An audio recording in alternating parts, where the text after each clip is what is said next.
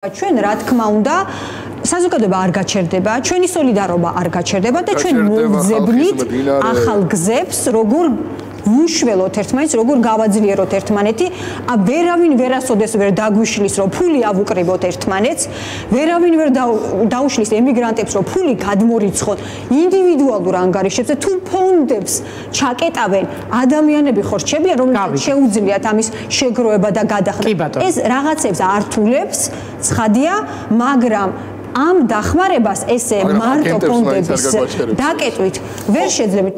ამას ეგრევე დიდარი ენჯოების განცხადებას მიუმატებ, პრობლემას თქვენს, რომ ეს ფარას კანონი რუსულად მონათლეს, მოვესწარეთ ამასაც, ჯერ ხო ხმას არიგებდნენ და